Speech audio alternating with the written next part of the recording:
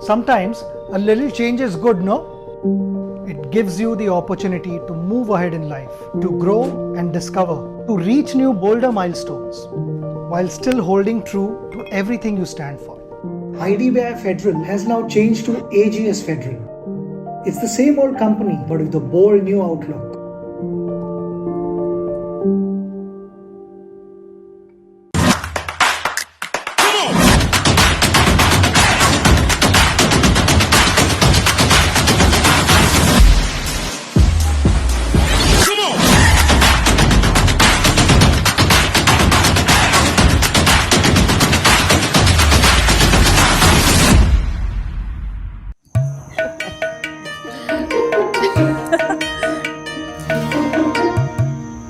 लो chocolate खा लो। पर आप तो मना करते हो ना। पर ये तो गुड़ का चॉकलेट है, खाने में अच्छा और तुम्हारी सेहत के लिए भी अच्छा है, इसीलिए तुम इसे खा लो, नो टेंशन। ओहो, ये गुड़ का है तो मैं भी एक पीस ले लूं? बाबा एक क्यों, आप 2 लीजिए। देखो जरा इनको, ले भी लिया। बहुत अच्छा। जस्ट माई रूट्स लाया है नया गुड़ का चॉकलेट, खाने में टेस्टी और सेहत के लिए भी अच्छा।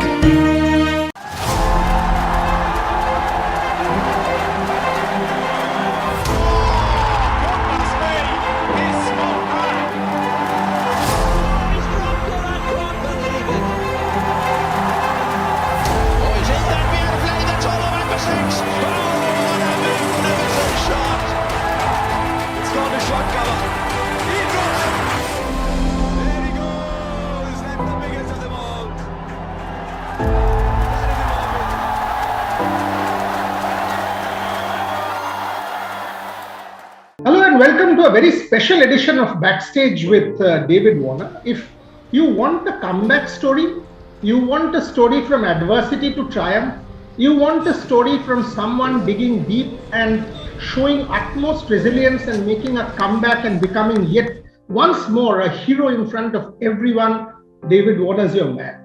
Look at what happened during IPL 21. Look at what happened earlier in his career and look at what he was able to do. So if you feel down, COVID has made us feel down, there's depression, there's negativity. Here's a life lesson.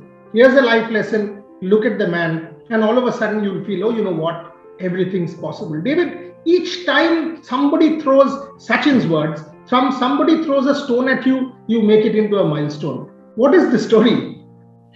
Yeah, look, I think it's about just being resilient. I think I've had a very good upbringing with my parents, and I grew up in housing commission, so for me, I had to work from a young age. I've been taught how to be resilient from a young age, and there's some great stories out there through very highly successful people who have come through the same thing. So for me, it's all about embracing the fact that I'm going to fail, but how am I going to overcome failure? Just do what I normally do. Back myself, have a clear mind, go out there, commit to 100% to what I can do. And if it comes off, it comes off, but I'm prepared to fail. So if you're prepared to fail, you will succeed. There's no doubt about that. So you're telling me that this is such a great life lesson. So you've been able to overcome fear of failure. Is that true? 100%. I've been told at the start that I'd never play Test cricket. From when I first started playing 2020 cricket, and those things just stick in the back of your mind. I wasn't thinking about Test cricket, but guess what? I started playing Test cricket, and I'm still playing Test cricket, and I still recall Virender Sehwag saying I'll be a better Test cricketer than T20 player. So I don't know how to measure that, but it's one of those things that you got to keep overcoming these little obstacles along the way, and that's life. Life will throw you obstacles. They'll throw you hurdles that you have to jump over, but it's how you get over there, how you get back up, how do you have that resilience. And I just fall back on my upbringing, because I had to work from a young age. I had to help support mum and dad, and I did everything myself and my way, and it worked. I trust myself. I trust my instincts, and I just keep backing myself. Let me take you to this World Cup, which happened in Dubai. look at the background. IPL team, you were actually waving the flag one day. You were not even allowed to go to the stadium one day. I mean, 50% plus runs for a franchise. You were hurt. I don't want you to go to and tell me what happened with the franchise, but you were hurt, and the whole world has seen that. I have seen that. And then the World Cup. Tell me the World Cup story from being not part of an IPL team to becoming the best player in the world in a World Cup. How was that? How was that possible? Yeah, look, I think it's about, from a cricketing aspect, it's continuity, right? So it's playing back-to-back games. And I hadn't played a game since the IPL in India. And, to be honest, we're playing on a very slow wicket at Chennai. And when you're playing the basics of the game and when people lose early wickets, I'm playing the support role as I did. But things didn't fall into place. People expected us to strike at 130, 140 like we normally do. But we'll park that there. Move forward to the second half of the IPL, come in for 2 games, off no cricket. What are you expected to do? You get nicked off in a game and then you cut by a wide one and you nick it. That's the game. But, you fast forward to the World Cup, 2 games there leading in. New Zealand, I got an exceptional catch by Martin Guptill. I walk off, I'm still smiling. And then come against Ashwin, play a reverse sweep. That's the normal shot I normally would play. I get out. So be it. It's a trial game. It's a warm-up game. The competition hasn't started. Where I fit best is my energy, my attitude, my presence, and what I bring to the team. They're the 3 big things that I bring to the team. So I walked on there with a big smile on my face. I had a couple of good net sessions. It all sort of fell into place. And that's what it's all about. You don't wake up out of bed, one morning and forget how to pick up a cricket bat. I've done it for so long now. It's just about tournament play, getting into the tournament play. Present yourself well. Attitude is the only thing that you can control when you're out in the field. And if you bring that 100% attitude, you just click into that next gear, that gear that you always know. And that's being competitive and passionate. The fans of Sunrisers Hyderabad, for example, they love you. They still love you. And I remember that emotional post of yours. Were you hurt? Was a sportsman's ego hurt? Or did you feel that, oh, you know what, I deserve better. I should have been given a reason why I was dropped from captaincy. And was the World Cup extra motivation for you? Yeah, look, the most heartening thing for me was the fact that if you're going to drop a captain and then not pick him in the team after what he's done, what message does that send to the young kids in the team? What message does that send to the rest of the group? For me, that's what hurt me the most, is that the other guys are now thinking, oh, this could happen to me. And, whatever happened. That's at the end of the day, cop it on the chin. I'm an adult, okay? If you want to have those hard conversations, just have them. It's not hard. Don't shy away from them. I'm not going to bite. I'm going to sit here and accept it for what it is, because you're not picking me in the team. So for me, going back to a place where I've got a great bunch of, Australian teammates around me, the guys that I've grown up with, basically, in a nutshell. So I know what I need to do to bring to the table for us to succeed. That's, as I said, attitude, discipline, and presenting myself in the best possible shape that I can. And I knew I had confidence in myself to do what I do best. And I've got confidence in my ability. It was just about getting a bit of volume on some better wickets that, credit to the curators, but better wickets to train on, because they weren't great, because I was tired. So I went on synthetic wickets and hit volume of balls in the middle, got my feet dancing, and then forget it, the rest is history. But before that, it was the pain that I knew that was going to hit the fans. They are what makes a franchise. They grow your brand. Without them, you do not have what you have, okay? The greatest teams in the world have, obviously, you got icon players. Okay, I've been there for a long time, okay? Kane Williamson's been there for a long time. Bhuvaneshwar's been there for a long time. You build a brand and you move forward with that brand. What felt from what I heard and all the messages I was getting from supporters, that they've just taken away a big chunk of their last 6-7 years. They really, really felt it. And it hurts me, because I'm passionate about where I play. Whoever I play for, I am passionate. I will connect in any way I can with the fans because I know how important fans are. You know, those kids in the playgrounds wanting to be Sachins, Virats, you know, myself, Kane Williamson, Steve Smith, you name those players, they want to be us. Now we have to connect with them. And if they see something like that, it hurts them. You know, it really hurts them. So that's what hurt me the most. I'm a man. I'll always take it on the chin. You do. I mean, if I see your career, you absolutely do. And I've followed you from your first test onwards and even earlier from that 89 debut match. You know, what I loved about Aaron Finch, when he made that statement that when Justin Langer asked him about you, and he said, don't worry about him, he's the best in the world or will be the best in the World Cup. That shows confidence. That shows that, you know, the team is investing in a person. How much does that make a difference? Oh, it makes a massive difference. And I know that, you know, leading Sunrisers and having captained my country, you have to give praise. You have to support every single player. Doesn't matter if they're in form, out of runs, doesn't matter what it is. You support them 100%. I've known Aaron for a very, very long time. He's one of my best mates. He knows exactly when I'm in the right frame of mind. He knows exactly what I'm about.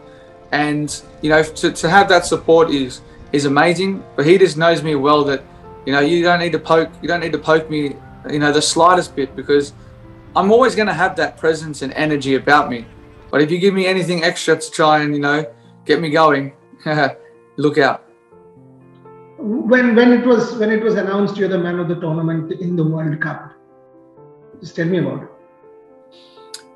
Oh, you know, it might sound a little bit different, but for me I was taken back because I honestly feel that Adam Zampa should be, you know, the man of the tournament, player of the tournament. His figures throughout the whole tournament were so consistent. The game against the West Indies, he got hit for one boundary against a powerhouse nation who plays spin very well. You know, he totally deserved that. I hand on my heart, he totally deserved that. Okay, it was great, I got it, but as a collective, we played so well and our role so well together that at the finish, as a batsman, I feel like because we finished the last three games, I did well. It sticks in people's minds, and we sort of forget what bowlers do. And I think that's where sometimes, you know, we've got to give a lot of, you know, a lot of thanks to the bowlers because they put us in those positions. And, you know, it's great that I got it, but it's a team effort, and I thoroughly think that he deserved it. And talk about the World Cup win. I mean, only silverware missing in the Australian cabinet. You guys have fulfilled that. Take me back to Dubai and talk about it. Yeah, look, obviously winning the World Cup is absolutely amazing. I think you go back to the start of the tournament, if you thought Australia was going to play New Zealand in the World Cup final, people think that we're mad. Absolutely mad. The conditions didn't suit us. There was no swing. The wickets were slow. You know, you're thinking a subcontinent team would probably take it to us. But it was bizarre. It was like we were having so much fun as a group, that when you're on the field, you forget what you have to do and it just happens. Like it's so, I talk about franchise cricket. You look at IPL, the CPLs, all these 2020 tournaments. Why do we come together as a nation and think that it can't be like the same setup? Why can't you warm up when you want? Why can't you do what you want to do outside? Why do we always have to have, you know, structure? Because there's no real structure in everything else because it's 2020 cricket. You know, it's one game shouldn't decide who the best in the world is. But in a tournament style, you got to win majority of your games to make those finals. And for us, you said it very well, we peaked at the right time. That one game, I always feel you need to lose one game in a tournament to say, bang, you need to sharpen up. And that's what happened. That's the best thing that England did for us, was beat us like they did. And that's where it started. That's exactly where it started. And almost, you know, when that England match happened, everybody had written Australia. Oh, no chance. I mean, England, Pakistan, and all of a sudden from nowhere, I mean, everybody started to contribute. Josh Hazelwood, 50 runs in the semi-final, 3 wickets in the final.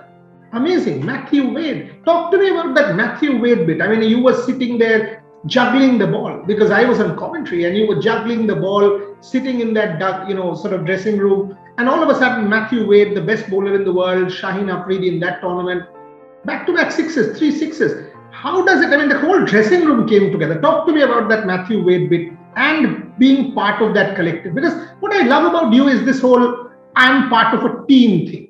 It's never me. It's no I. It's always we. Talk to me about that. Yeah, I think the one thing that stood out for us was, and this is no disrespect to Shaheen, experience plays a big role in big games.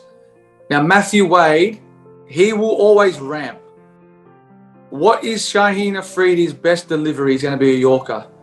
Now, if he misses his Yorker and he hits him behind here, even with a fielder back, he's bowling 150 kilometers an hour. It's going to go for 6. And then what happens if you mis-execute one? You're going to drop it you're going to drop it short. It's exactly what he did. So it was a playbook. These are things that we speak about while we're in play. What's he going to do at the end? What's his slow ball? What do you reckon he's thinking?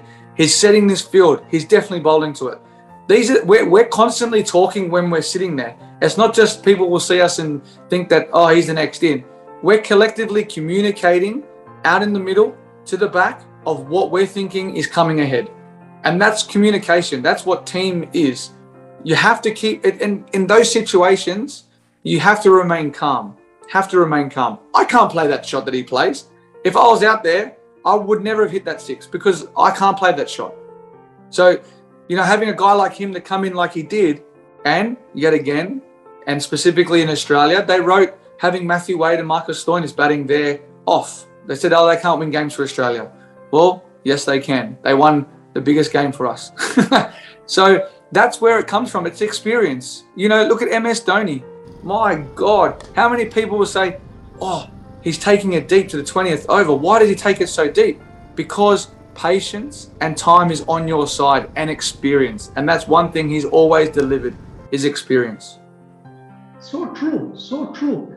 Dave, just to move away a little bit, I mean, how hard has it been talk to me about bubble life a little bit, bubble life and mental health, because I know you've posted 100 times, missing my girls. I know how close you are with the family. I mean, they are your life, Candice and the girls. By the way, I loved Candice's tweet, out of form, said it all. I mean, love that tweet. But talk to me about that. How hard has it been, and where is the family there? I mean, how important is the family to help each of you overcome COVID and this whole thing about bubble life? Yeah, I like to not talk too much publicly about it, because at the end of the day, like for us, we go through your ups and downs as as a married couple, and a lot of our ups and downs have only been during bubble life. It's managing 3 kids at home. I can't put myself in my wife's shoes.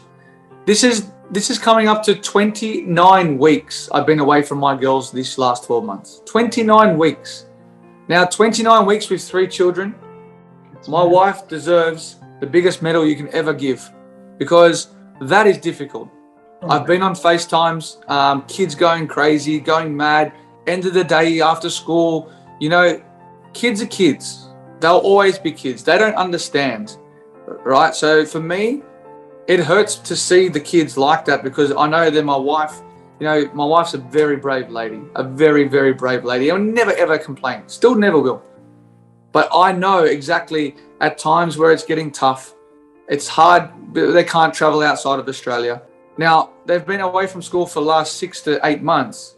To take them out for 2 weeks to come into isolation, into a bubble, that's mentally not for them. They can't do that. It's not possible. So I got to wait an extra couple of weeks to see my family. And then we're in a bubble. We can do little things. I think the Indian team had a taste of what it was like last year. I love nothing more than holding my wife's hand, going shopping, going to a restaurant, taking my kids to a park.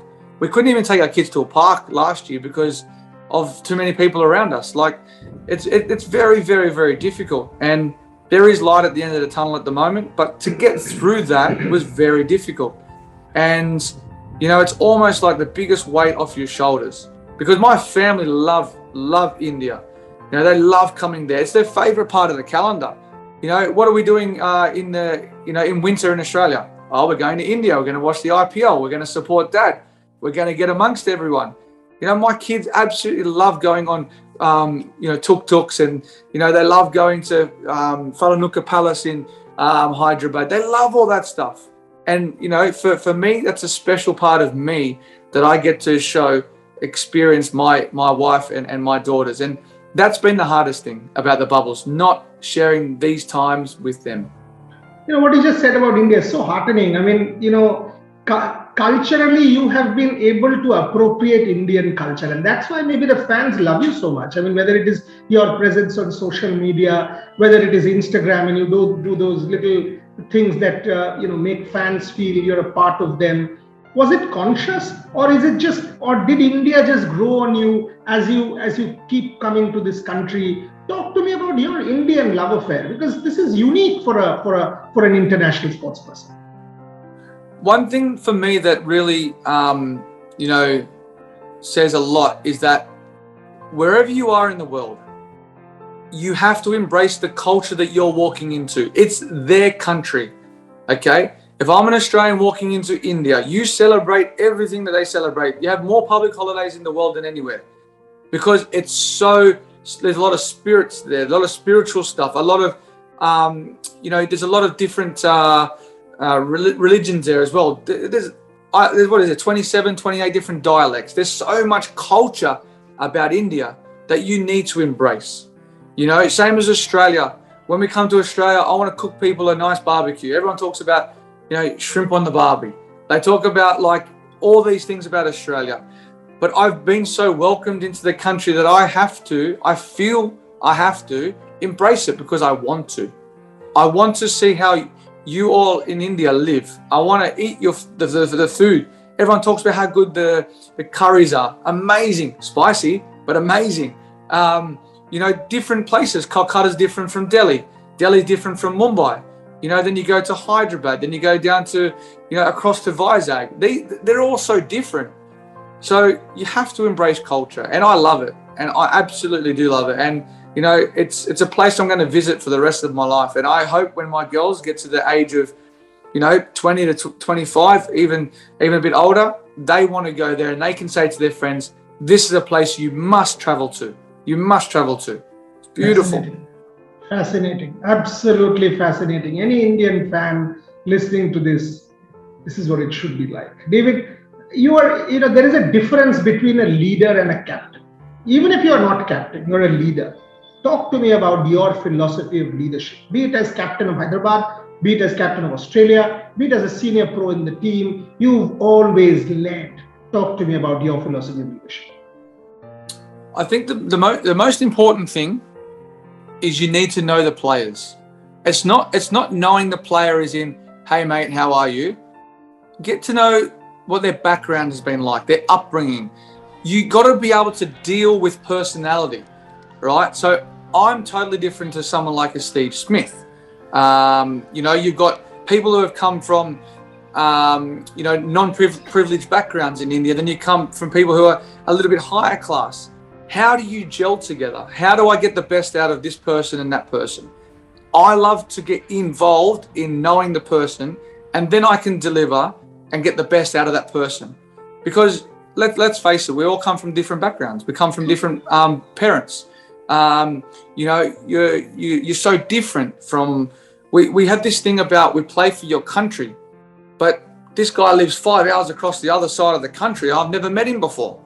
So what do I have to do? Let's learn about him. Well, I know him, I play against him, but let's learn about them. And that's how you deal, and that's how I feel like leadership can grow. Because then you can feel everything that they've gone through. You can feel why they're feeling a certain way if something's not going right. And I think that's what's really important. And for me, give the responsibility to the player. At the end of the day, you're responsible whether or not you get picked in a team by your form. Okay? So you can only control what you can control. So from my perspective, I can't tell them what to do, right? I can say this is the cricket the brand of cricket we could play. If we embrace it together, you have my full support. Okay, you have my full support.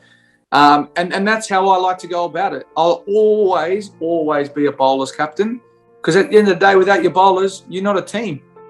You're not a team. You need to be on your bowler sides. You have to. You give them free rein. Sometimes you'll have to bring it back in a little bit if you think, fields aren't as good as what it should be for the situation. But that's what it is. It's about, I feel like a lot of it's off the field. On the field, we take care of itself. How do we have fun together off the field? And that's what's most important to me. This is a question I ask you because I've always felt this. I mean, take the Indian team. We've done very well in bilaterals. We've done excellently well in test matches. Unfortunately, we've not so far been able to win an ICC tournament for the recent past. How do you deal with pressure? I mean, pressure of a big final, you go out there and deliver. Pressure of a big semi-final, you go out there and deliver. How is that possible time and again? Is there a drill that you do? Is it mental? How important is this mental mindset? How does David Warner deal with pressure? I would be lying to say that there's not as much pressure as an Australian with 26 million people compared to 1 billion people in India. So that's one big, huge thing. How to deal with it? I think you just got to keep backing yourself. Like I say it time and time again, but I would love to know how to teach people resilience, teach people how to back yourself, clear your mind. People have their own ways of doing things. For me, family time, playing golf. That's my downtime. 4 hours, I get to, my mind gets challenged on the golf course because sometimes I play a bad shot, but that's my time as myself to go, all right, now let's refocus. I don't worry about the game. It's just more me switching off. Family time is always a great thing because whether or not I'm having a good day or a bad day, guess what? I'm always having a good day because I've got my family with me. That's one thing that's really, really, really, really important to me. Having them there, I wake up in the morning, I see my wife smile, I see my daughter's faces smile. It's a good day. So for me, that's how I deal with pressure because when I go out there, I know what I have to do. I know that the ball that's coming at me, I got to try and face it somehow. So they're the situations that, get me ready for that. So all your work's done off the field. When you walk on the field, you should be ready because if you're not ready, then don't play. If you feel like you haven't done all the work, if you feel like you're not in the right frame of mind, if you are, you're okay to feel nervous. But if you feel like you're not going to be able to perform at your best, don't walk on the field. That's what's difficult about this sport. And, I think, a lot of people talk about Virat Kohli's form over the last couple of years. We've gone through a pandemic. He's just had a baby. We only see how well he's done. You're allowed to fail. You're allowed to fail. You earn the right to fail when you're so good at what you do. Steve Smith doesn't score 100 in his fourth innings because stats say 1 in 4 innings he scores 100. He's human. You're allowed to have a rough trot. That's why I think there's a lot more pressure on those guys, but they won't feel the pressure. They would not, I guarantee they would not feel that pressure at all. At all. Wow. Last two before I let you go, David. I mean, fascinating conversation. But just think about this. Punchgate, David Warner comes back, scores 100 in Australia. The rest is history. Become the best player in the world almost. What happened in South Africa? Unfair ban for a year. You come back, and almost another sensational one. IPL, you get dropped from the team. You get dropped from everything. You come back and win a World Cup. Almost world cricket's comeback, man. I mean, do you look back yourself that, my life is almost a Bollywood movie? I would say that I'm extremely grateful to still be here playing the game that I love. And at the end of the day, people make mistakes. Whether or not they're public, whether or not they're silent, people make mistakes. So for me, I can look at myself in the mirror and say, you've done well to come back from what has happened. Because guess what? I'm like a kangaroo. We only move in one direction. That's forward. We can't go backwards. So that's the way I look at everything. Move forward, put your best foot forward. Attitude is the one thing you can control. Keep presenting yourself in a great space. That's the most important thing. So for me, I'll always continue to be the best person I can every day I wake up and keep delivering as best I can with what I do. You'll play the IPL again. We will see you soon again. We'll consume you again. You'll be part of the Ashes again. So there's a lot of David Warner coming, but a message for your fans. They've been with you, good and bad. One constant I will tell you is, and I read social media, each time you have done an interview or you put something out, and I see these fans good day, bad day, no runs, the huge runs, man of the tournament, out of the team, they stuck by you. They love you for whatever you do. So, message for your fans. Yeah, from a message from me to you all is thank you for your continued support. I'll always be forever grateful for what you guys do for me. I've as you've all seen, I've handed out jerseys, I've handed out gloves, bats, left, right, and centre. That's my appreciation. I'll stop you there. You've handed out more to me, and I have to publicly say this. I've got to publicly say this. From a World Cup final jersey to much. My museum has a lot of David Warner, so come and see that. Anyway, go on.